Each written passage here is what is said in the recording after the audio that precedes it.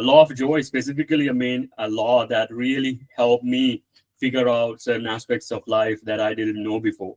So my question, did you know that, resisting life, suppressing your feelings, acting out of guilt or fear, or, cutting obligations, having excessive obligations actually cuts you off from joy.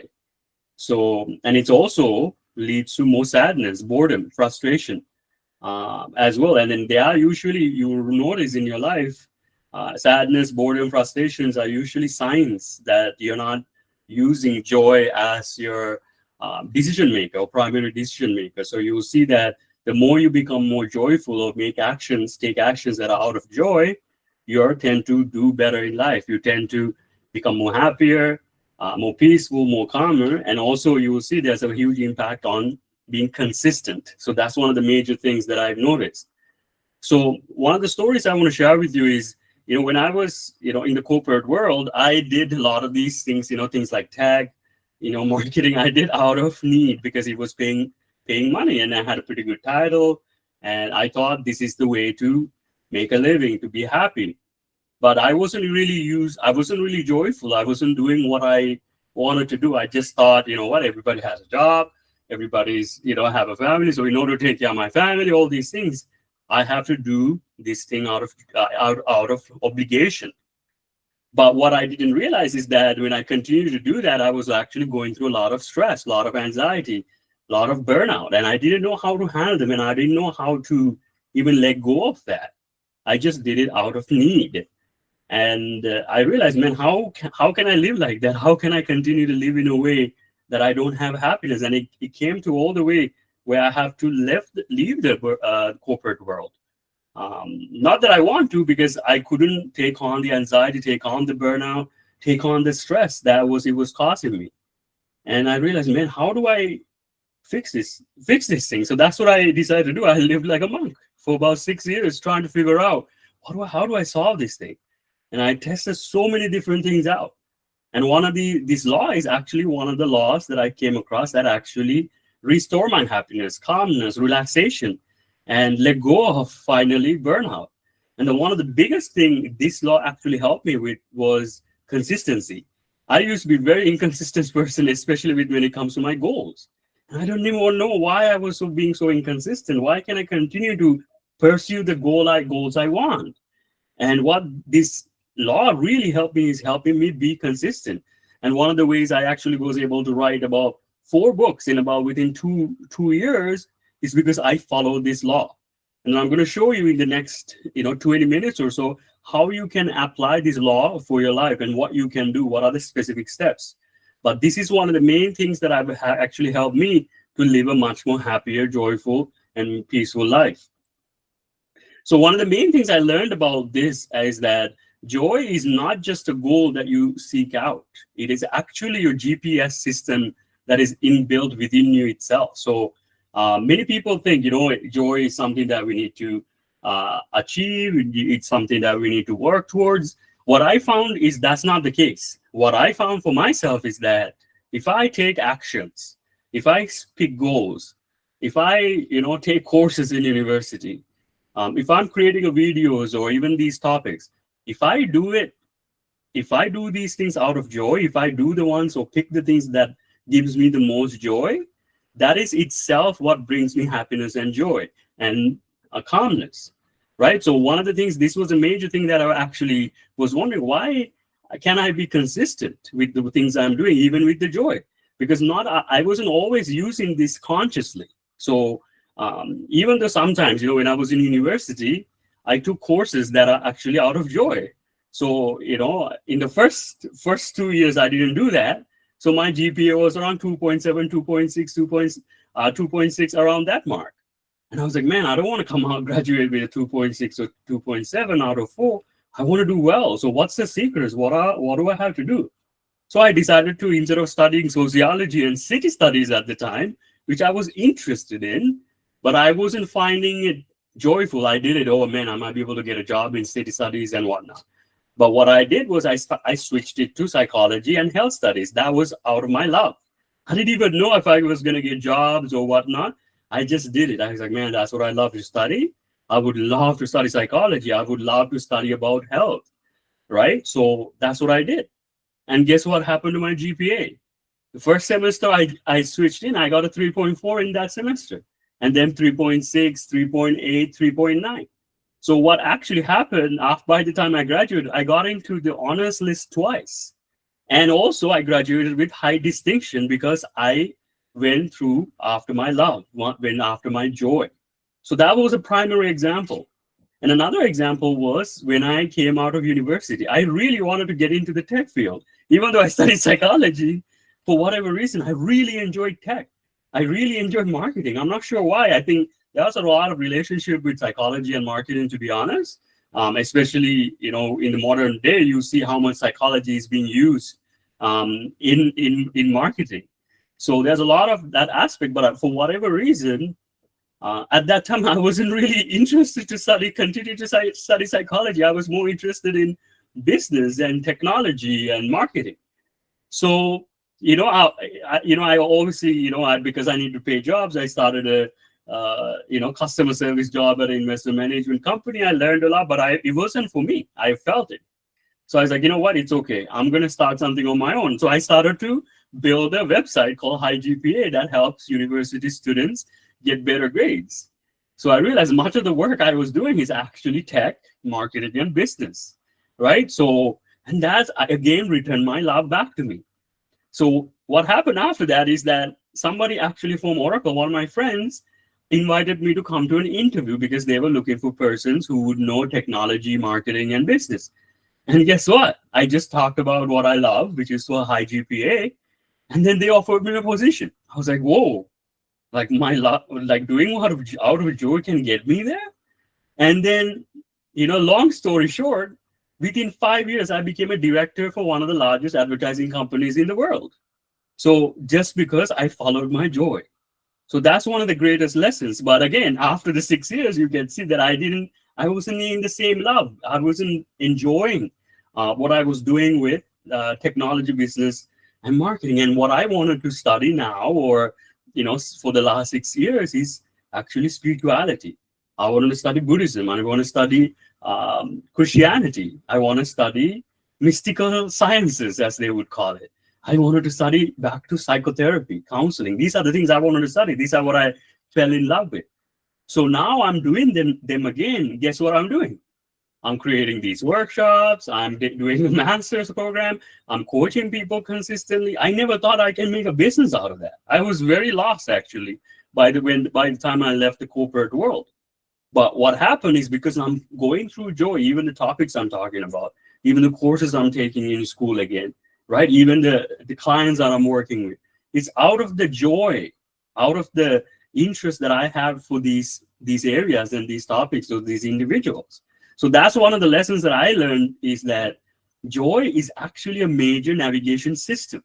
It's actually your internal GPS. It is actually a compass that is given by the universe or higher self or God, whomever you believe that is, you created you, is aligning you, giving you a true purpose and true nature. So it's a great idea. If you were to start to listen to your joy, it will help you become successful. At least that's what I found for myself. So many people, right? This comes back to the joy helping you with productivity. So many people believe that, if you work, if you grind yourself, if you put a lot of effort, you work hard, that gives you success. What I found is not that case.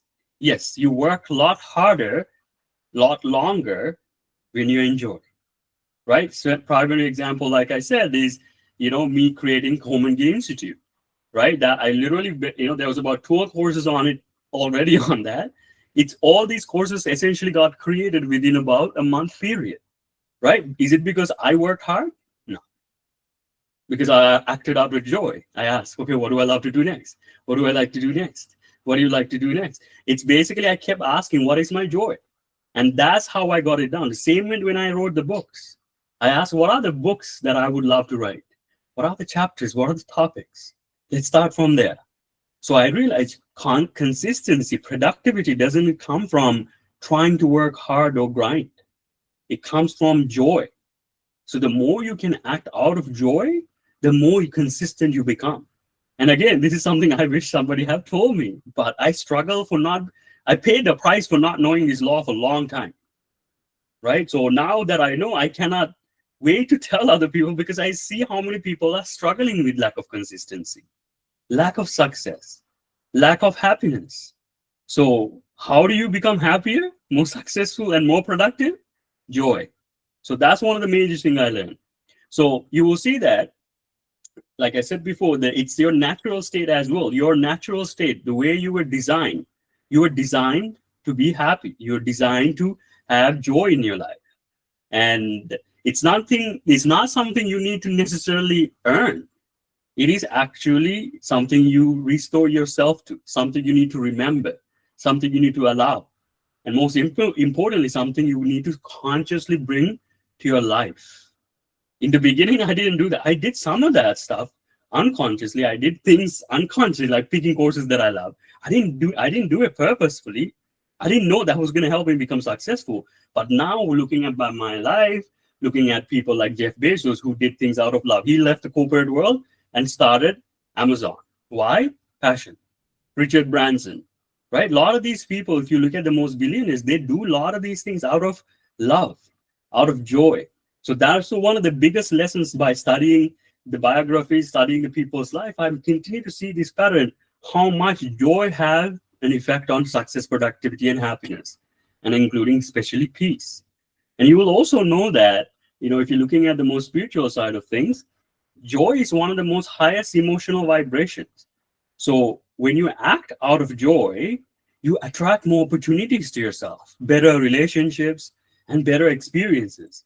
Again, not something I knew before, right? But more I do it, the more I realize that more I get to experience more joy, more opportunities, more relationship and experiences that is aligned in the same line or same vibration.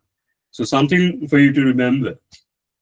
So when you talk about joy, how is this like different from happiness? So like the example I would say is like, let's say you have like a chocolate or something, right? Yeah. So it gives you happiness and you can easily get carried away, like eat a lot of chocolate, right? And then you kind of feel bad because it's too much sugar.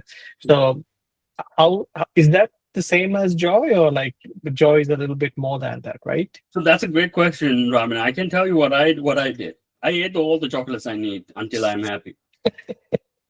And then I didn't want to eat the chocolates anymore. I was done with it.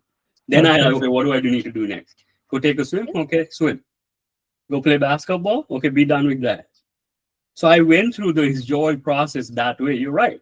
You might say, oh, you might get sick. It's one of the things that we sometimes crave these things. We are so restrictive, right? We don't let ourselves experience even the value of a chocolate, because chocolates are there to do what? To give you happiness. But if you're restricting even eating a chocolate, where is the happiness and joy in life? But what I can tell you from my experience, that I had as much chocolate I want. I had as much free time as I want. That's what I did literally as a monk, free time. But I've got bored of free time. After you become free, when you have free time for 3-4 years, it becomes like very boresome. You don't want to be free. You want to be like, I am still free, but I get to do what I love to do also now. So that's one of the things, like there's this unnecessary restriction and constriction put upon by yourself because of society. Because we pay attention to society, what the society tell us what to do and what not to do. And we think that's how we got to live.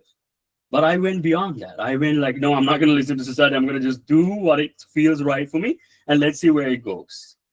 And what I discovered is that, yeah, sometimes the thing about, because it's a GPS, the same thing you find joyful might not find joyful next moment or next month, next week or next year, right? Don't feel upset when it's do that. You might feel like eating chocolates now, but after you had it, you like, imagine you had like a 3 chocolates. How joyful do you find eating chocolates after that? Same thing. Even when you eat lump rice, right? Imagine I just had lamb rice today because my uncle's here, right? So I have lamb rice. Can I eat another lamb rice? I can't. What do I do next? I do next fun thing. So same thing when it comes to work for me now, right? I just do what I just try to find what I love to do for work. What is the best way I can contribute to the world? What is the most joyful thing I can contribute to the world? And I realize, yes, I know it, like, teaching people digital marketing or teaching people, it's useful, but it's not always out of joy I'm doing that. What is joyful is to teach people about the mind, teach people about spirituality, teach people how to be successful. That's actually joyful to me. So that's where I'm getting my passion. But some of those things like eating chocolate or even things that what we people consider not good for you, I actually do less and less of those as well, because most of the time I'm spending doing things I actually love to do. So that's the difference. If you really want to know, you got to check it out still. Have the chocolate, right?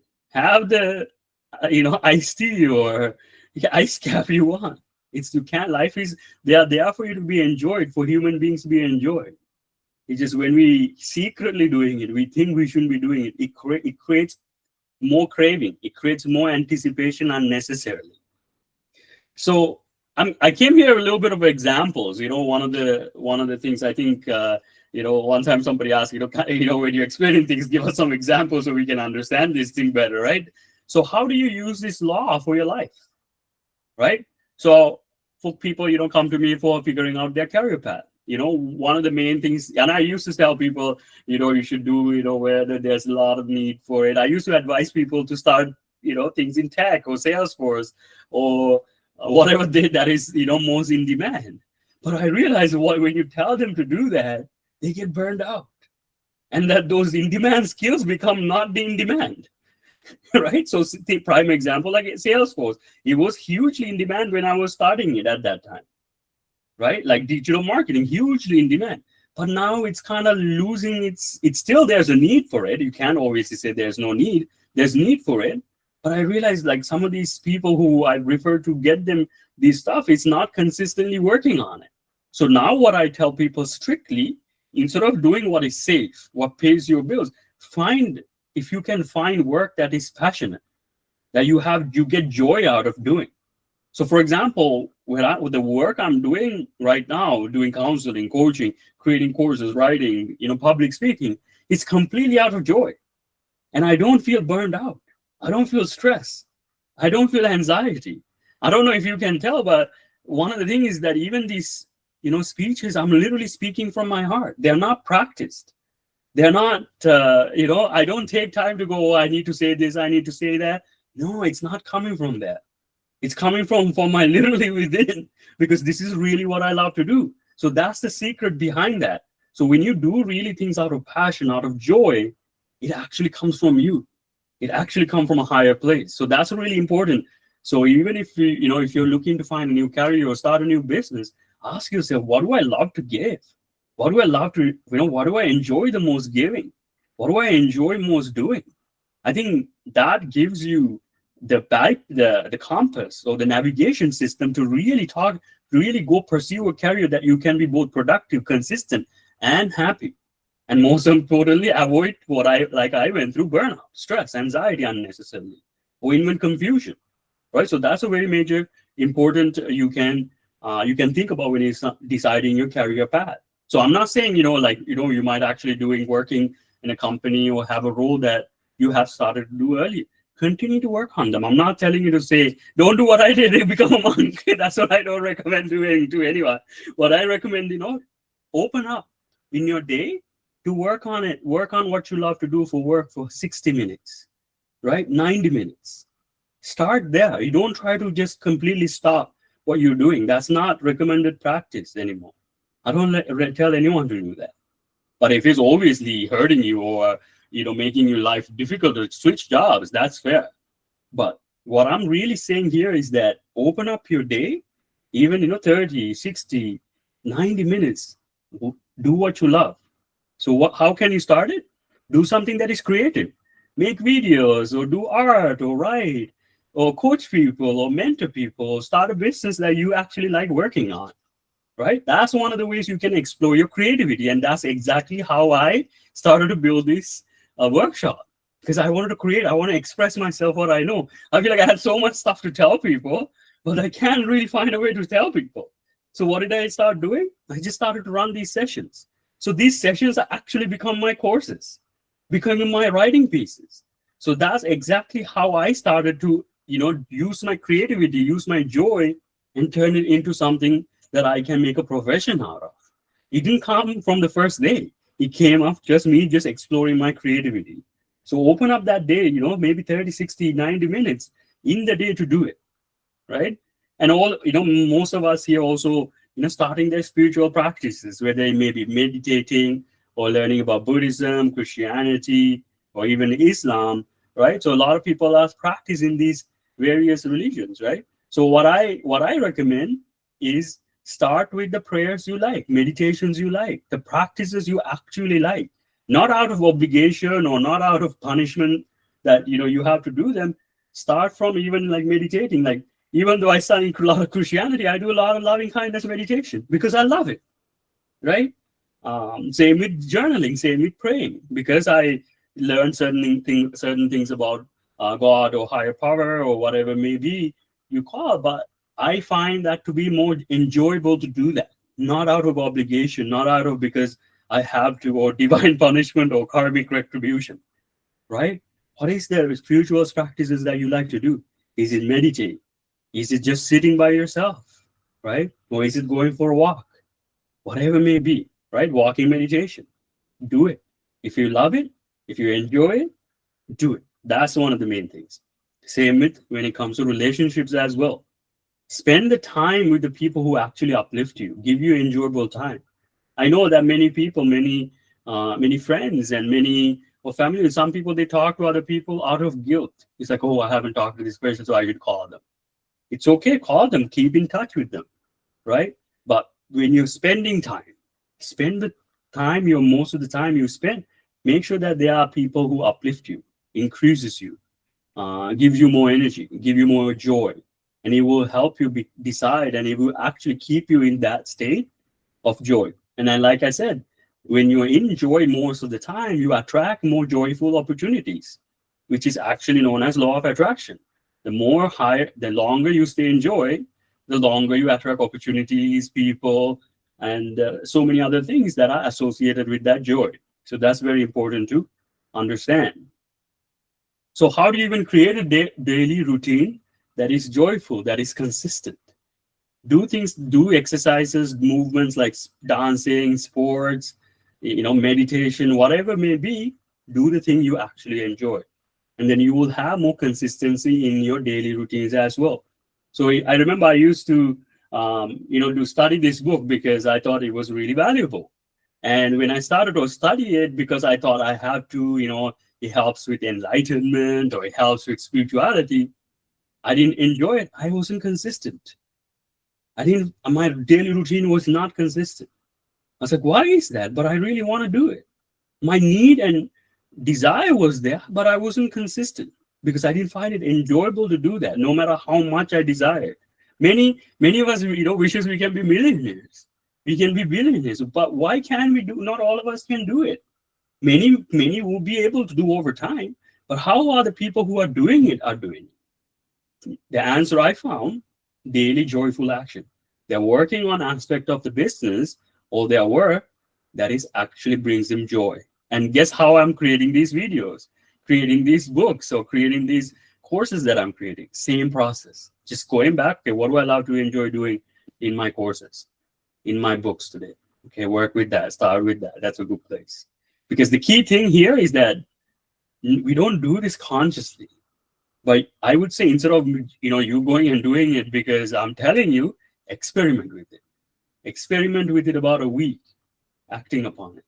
Right? Don't do anything because you have to believe what he's saying. Don't do it like that. I'm more of a scientist than anyone else. So I want you to go experiment these things for yourself and see how it changes, whether it changes your life.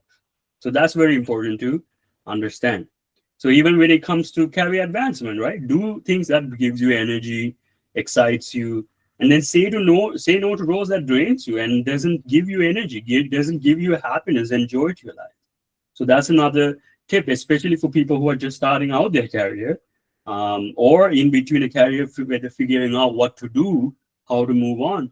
Do the one gives you energy. Take on roles that gives you energy over time, not right away. Don't, like I said, don't just drop your job you have because I'm telling you this. Open up some time to explore new careers, new opportunities that might give you joy. Okay.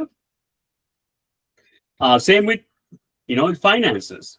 Give from a place of joy. If you're in business, figure out what you can freely offer other people. So freely, I'm offering these courses, these videos. These videos goes on YouTube, right? So it's coming from a place of joy, not because I have to. None of these things I'm telling you because I have to. No one's even telling me to do them because I have. You have to do it. Like, no, I'm doing it out of because I love to, right?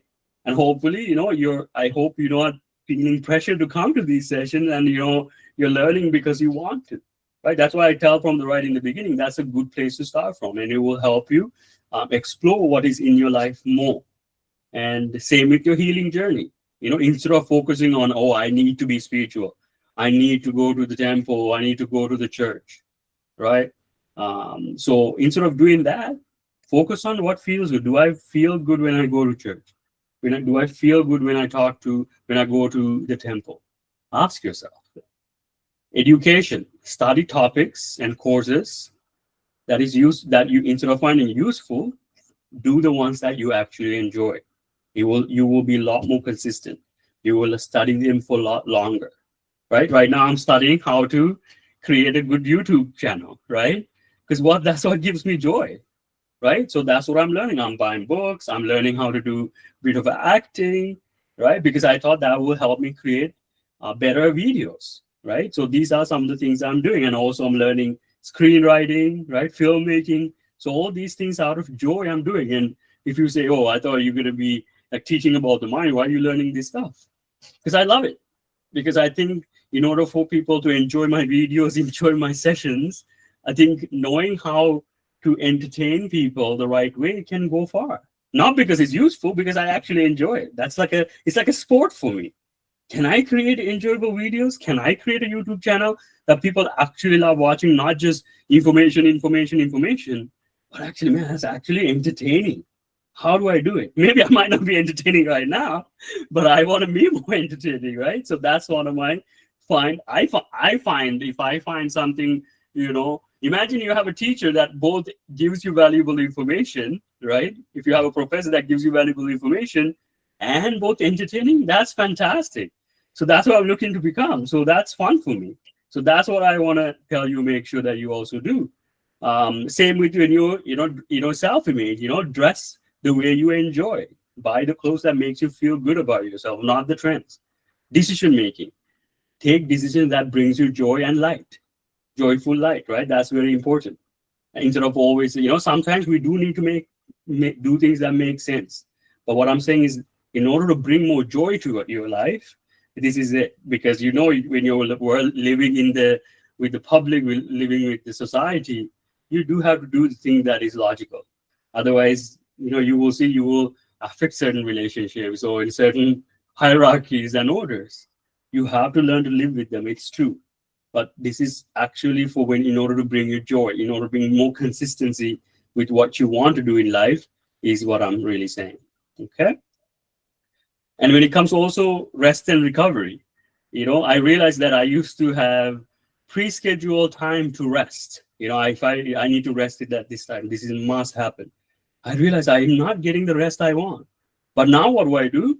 I rest when my body tells me, I know what, you need rest, you need to go to sleep.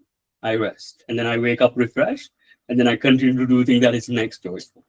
So that's my process. Again, you might not be useful. You might not find this useful right away, or maybe not able to do it right away. But what I'm saying is, do it by little bit.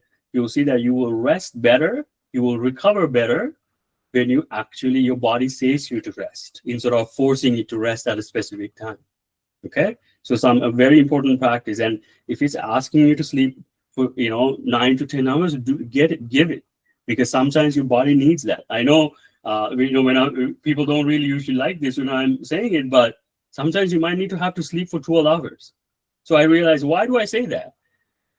If you really, if you look at athletes like LeBron James, look up online. If I think I'm lying, he sleeps for about 12 hours sometimes, 10 to 12 hours.